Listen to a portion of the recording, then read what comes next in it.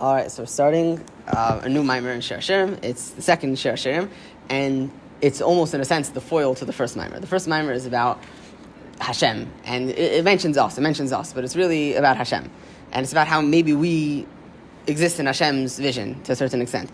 This mimer is about how we can relate to Hashem. So it's really, and it's very poetic because, again, the first Shir Hashirim, even though it's about Hashem, it's about our relationship with Hashem, but it's from Hashem's point of view, but it definitely emphasizes the duality. And similarly with this mimer, it's not just going to be about us, it's going to be about how we relate to Hashem. So without further ado, let's jump in. Shir Hashirim Shir L'Shleimeh. Song of Songs that is to Shleimeh, but first, in order to understand this, it's really just going to be a kind of a throwaway reference in the middle of the mimer, L'Haven Inyan Kabbalas Pnei Shechina. We need to understand the concept of receiving the Shechina, essentially davening.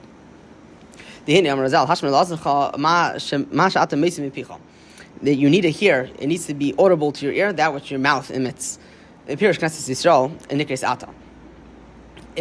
explanation of this is that Knesset Yisrael, the generality of the Yidden. What Knesset Yisrael is, you could say it's the level of Malchus, you could say it's this level, that level. Essentially, in this mimer, what it's going to mean is some kind of overarching Jewish entity that combines us all, that it unites us all. So Knesset Yisrael is referred to as Atak.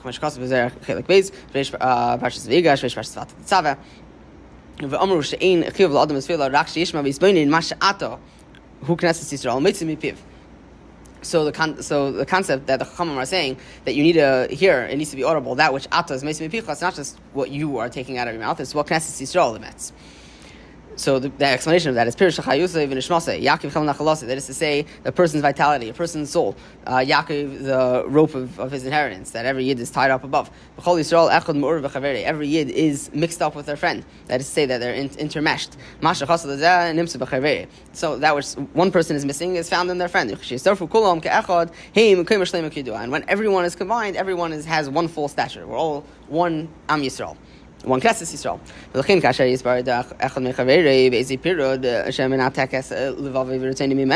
And therefore, if a person separates from their friend, that is to say they cut off their heart and their desire from them, from one of the matters, the concepts, the emotions, or in their intellect, or in their avodah, in spiritual matters, in Torah and davening,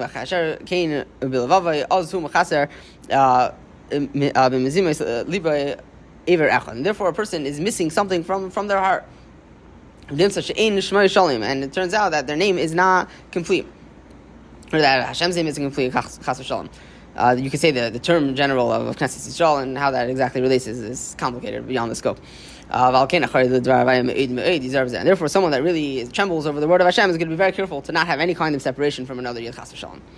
It's important to mention it is Yudshvat, and we are supposed to emphasize the great Avos Yisrael of the Friedrich Rebbe. Understand it's important. The Rebbe didn't say the Mesiras Nefesh of the Friedrich Rebbe, the Avos Torah of the Friedrich Rebbe, established yeshiva. The Avos Yisrael is very important. When a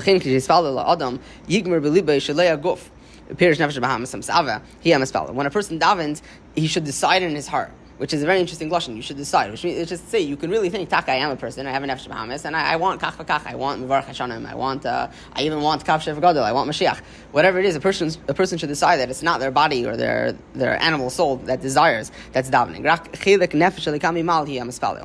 Rather, it's the portion of God from above that's davening. And it is the thing that is saying the words of davening. And all of the concepts which are referred to in him. And the person themselves is, even though they know that the main thing that they feel is not necessarily the neshama. Mainly they feel the body, mainly they feel the nefesh b'hamis. But they're only listening in, and this is the concept, again, going back to the Chachamim say, that hashma l'oznecha, your ear should hear, masha ata, meisim mipicha. Well, that which Knesset Yisrael, that which your soul, which yearns for connection to Hashem and to its people, that which it is emitting. And when a person decides in their heart this, and they actually do this avodah is called Kabbalas Pnei Shechina, to receive the face of the Shechina. That is to say that the avodah of Knesset Yisrael, to plead with and to fall before Hashem, is called Pnei Shechina. The Inyan Shmias Adam also of its tefillah, and the concept of a person hearing the song and the prayer of the Knesset Yisrael. It's called receiving the Pnei Shechina, like a vessel that which receives that which goes into it. That is to say, it's only a vessel, it's only an investment for it. It's only something that it can be invested in. and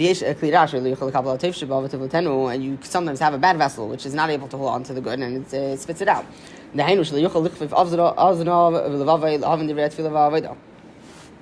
that is to say, a person is not able to bend their ears and their heart to understand the words of davening and the avodah. So then nikra ein zeichem lahakol pnei shechina. This is called a person that doesn't merit to receive the face of the Shekhinah. It is the act of the Yetzer, the evil inclination, and is plotting to and it's trying to push away a person so that they shouldn't be able to hear with their ears and with their heart, to be able to understand, and that a person should be able to return and be healed. Shir Hashirim, this is what the meaning of Shir Hashirim. Pirish Hashirim, who process Yisrael kol echad muvdom lechaveri. Shirim is, every Yid has their own song. Every Yid has their own things of davening to Hashem they want. Whether a person is contemplating this and davening, at the end of the day, we all have our things that we want. And Shir Hashirim, who knesses Yisrael, Shir Hashirim is that we're all connected at the top, and we should all just be paying attention to what Klolus Yisrael is davening for. Whether or not it necessarily falls into exactly the line of what we're thinking about, but we should bend our ears over so that we should be able to hear Knesset Yisrael. This is Shirim is everybody has their own soul. Shirim is the multiplicity. And Shir Hashirim is the one that we're all connected to, which is basically exactly. When the Alter Rebbe says Hamev and Yavin, right, he was referring to you. And hopefully to me also.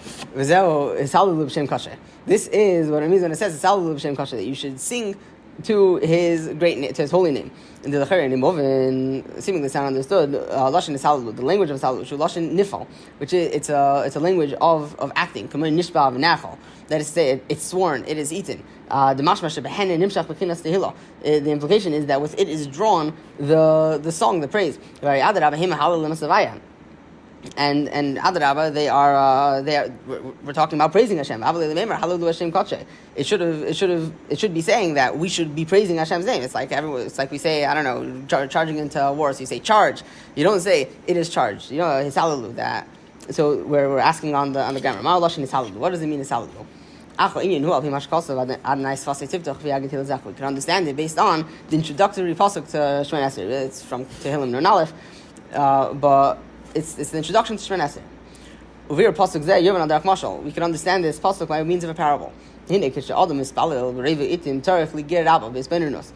a person davens, normally they need great effort with contemplation, actually spell believe, until their heart is actually affected. Sometimes they don't need any yigiyah.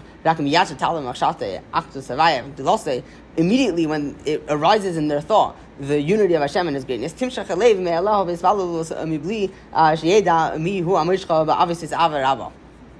without the heart even knowing who's drawing it into such a great love with ropes of love, and it's like a wonder in their eyes. Where is it coming from? This love, this intention that's going into the davening. Where is the coming from? The concept is, it says the minds of it says that we should sing praise, we should sing honor, and not be silent. And we ask Hashem, David HaMelech asked Hashem in Tehillim, I think Gimel, I'm not sure, that Hashem it shouldn't be silent to you. And in Zerah it says that it refers to the level of Malchus. That it is constantly singing lower light, Kari Tadir L'Nehiri Law. It is constantly calling out to the upper light, and it doesn't stop. And this is what it means when it says in the pasuk, and I am prayer. Ani hi bechinas malchus. Ani, the entity speaking in the pasuk, is malchus. Hi bechinas tefillah. And it's saying that it's in a state of prayer. It's constantly reaching out to Hashem. It's constantly reaching upwards, I should say. Bechinas malchus kol me'asesfira is Chabad, and the level of malchus it includes within itself all of the 10 spheres. Chabad, Midas, Chabad, and the emotional attributes. Chabad is Chacham v'Nedas, the intellectual attributes v'Dibur, and also the level of Dibur. Bechinas Dibur mimenu nimshechu asara ma'amoreis ha'melubashim v'Elumis. And from this speech, it is invested in the world, the 10 utterances with which Hashem created the world, and particularly in souls and in melachim, that they receive the vitality from Hashem without such a concealment. So just to be clear, when we say the level of malchus, we're not just referring to a general level of malchus. It seems that we're referring to some level of malchus like malchus of Atzilus, the source of 10 utterances, and ultimately it ends up being invested in the world because it contains within itself everything that comes before it. It spits it back out. And the level of Dibur is what is how Hashem made the world with Asar Ma'amaris, and ultimately it descends into the world. And in some things which have less Halam Vaster, like the Neshamis and Malachim, it's a little bit more revealed. When you have a revelation of Iri and Seif, which is driving the whole show, in this level of Malchus,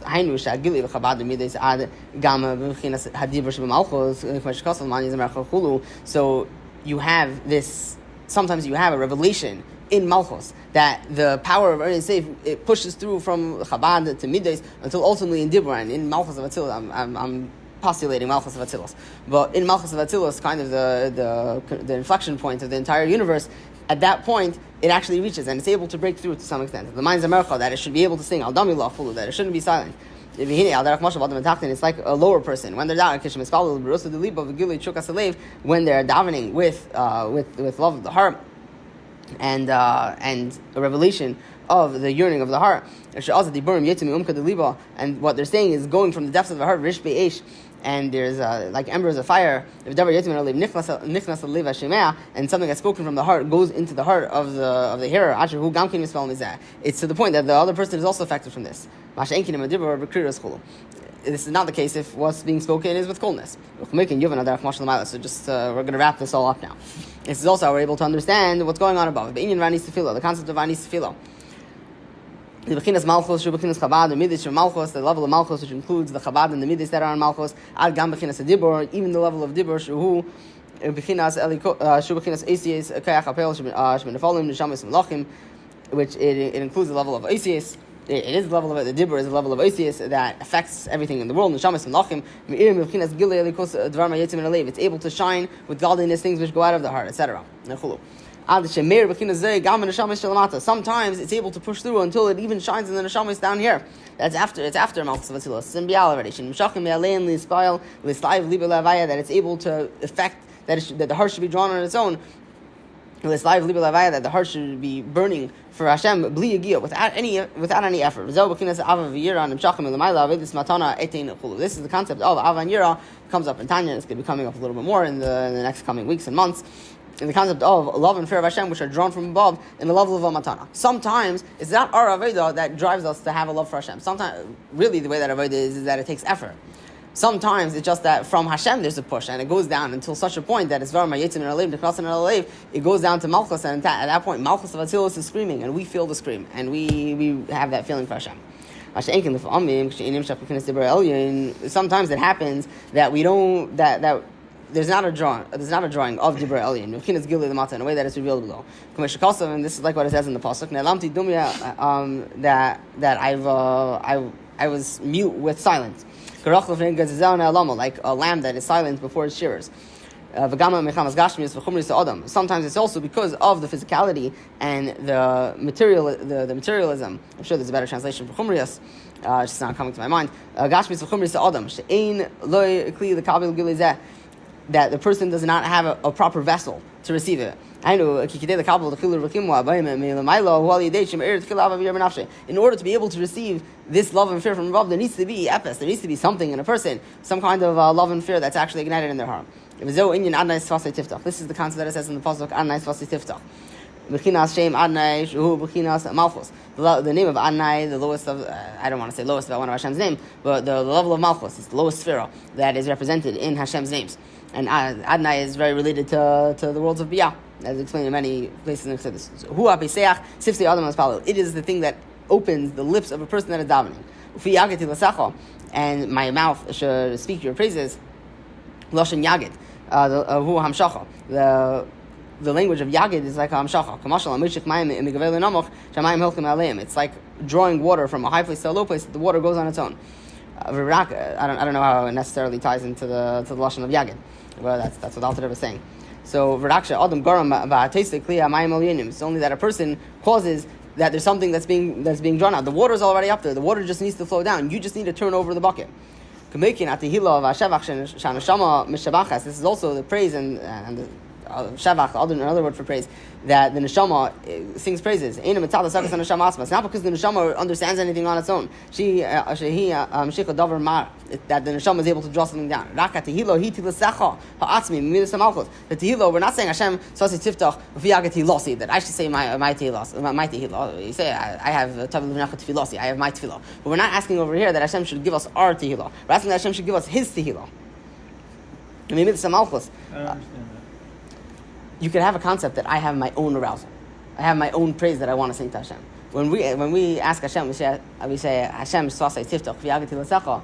We're not asking Hashem that I should have my arousal. My arousal comes from my avodah. When I'm asking Hashem for a freebie, I'm asking Hashem tilasecha, that His praise, which is already mounted in Malchus of Atzilus, that it should be drawn down to me the same way that water is able to go from a high place to a low place. That this love for Hashem, this relationship with Hashem that exists in Malchus of Atzilus, it should end up going down to me, that I should be able to tap into it. I don't understand. So it's like it would seem that when you have arousal from yourself, like so to speak, so it's like more of an avot or something. It's more dear. It's more you own it more than asking for like just. Adrabah, yeah, 100%. It is a deeper avodah. As far as avodah goes, 100% that arousing it on your own is what is supposed to be done. With that being said, there is also the concept Hashem also wants to push out to us, and He wants us to be able to tap in. It's okay. So in this particular case, it's asking that you have the other, but you want that also. Okay? Yeah, 100%. You're hitting the nail. Depend on your own arousal. You're hitting the nail on the head. That is exactly what it is. The first part of the Maimah we were saying about the concept that we should be trying to. We're saying in general the concept of trying to tap in, but you have tapping in that you need to really, really climb up there, and then sometimes you just pull the string, and the bucket falls, and everything is good. So that's we're saying Hashem, we're going into davening. Before we go into davening, in what's it called? Who Wants to Be a Millionaire? You phone a friend. Kaviyachol. It's like, you're going to the thick of the challenge. You're asking, okay, maybe I could get some help. Then you start Shemoneh Esrei and the mashal. So that makes sense. Thank you. I'm happy. I clicked. So. Yeah, the neshama tilasecha asked me to meet this malchus, the essential tehillah from the level of malchus. Ufi einei ela hamagid. What he was talking about, the mashal? No idea. There's a show it's like one of these things you make money. Like they ask you questions, and then you can stop and take your $10,000, but you can go for the next one, which is like, and if he answers the question, it's $50,000, right? Article. Right, but if you lose it, you lose everything. You don't get $10,000 either. So these people that go for the highest one's $1 million, right? But they if they're allowed to like ask advice from a friend, they can call up a friend. They could call up saying ask someone. What? Mm-hmm. Of course, the friendships end if the person calls. That part of the mashal doesn't go into the nimshal. But yeah, prayers aren't answered.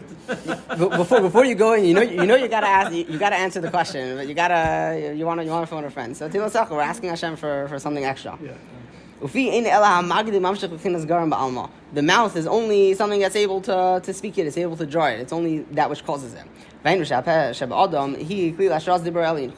mouth of a person is a vessel for the dwelling, for the sitting. I don't know exactly how to translate hashras, but the descent of the upper speech that we were talking about. This is the concept of we're not saying that we should be praising. We're saying it should be praised kind of through us in an interesting grammar. When you have a revelation from above, we're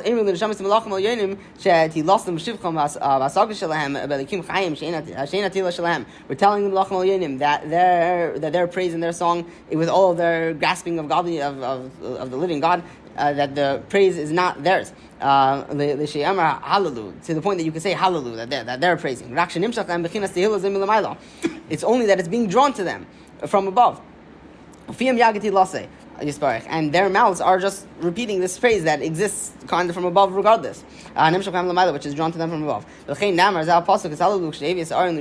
is why we say this pasuk of Hallelu. Originally, you have a kapitel in Tehillim and you have a parsha in Divrei Yamim. And this, when we say in Heidu every morning, we say this when we say this from Divrei Yamim. And Divrei Yamim, the context was they're bringing the Aron to Yerushalayim.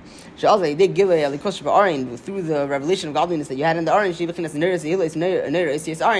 level of Neres Yehilos, the awesome of praise. Nera is a seis of Aron. I'm not sure if it's safe from Hamarim.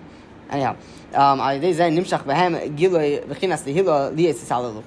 that's why David HaMelech was saying Salalu, because David HaMelech knew with the Gilui of the Aron, it's a given basically that everyone is going to be so aroused. In the same way the Malachim are aroused, Salalu b'Shem Kachay, because they're up there and they're in tune, they're fine tuned to it, and so they're always singing the praises of Hashem. It's not from their own avodah; it's drawn to them from above. In the same way, when the Aron was being brought to Yerushalayim, you also had a similar concept.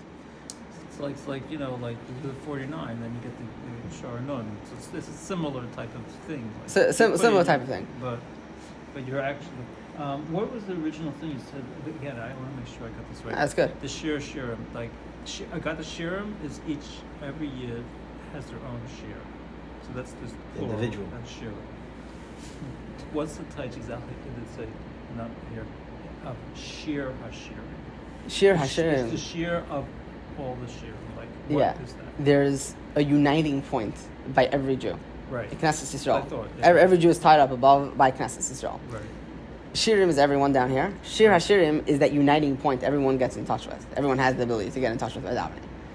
And so that's the concept of Shir Hashirim. It's that uniting point, the shir that exists in all of the shirim, just the one song that everyone is really able to be singing, that we need to be singing together. Right, so everybody has their individual thing. It's really everybody has an essential shiur that's one thing. Yeah. As you want to call it. So it's not like saying Hashem is what it is in a way. Like he's the unifying factor, I guess, in the shiur part. It is. Really what it is, if I had to... I still remember that, like, David, he got punished because he called the Torah song. Yeah.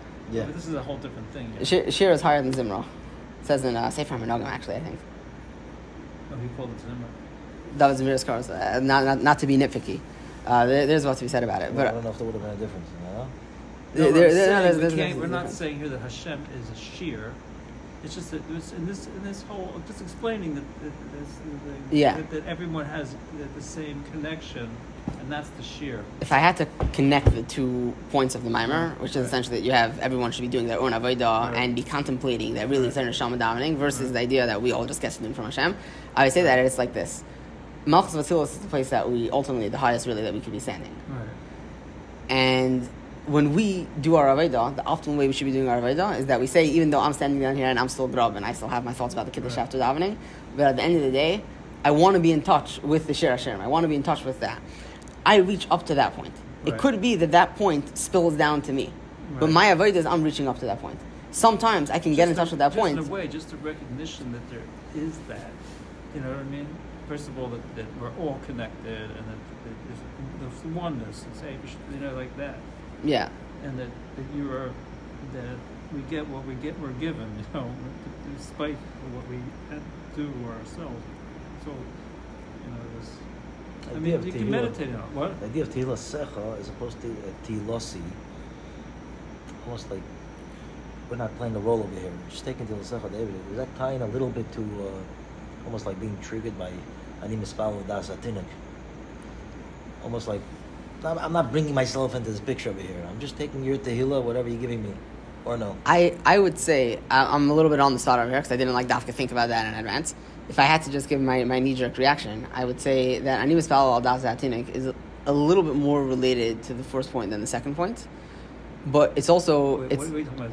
A child prayer? There is this concept. That's from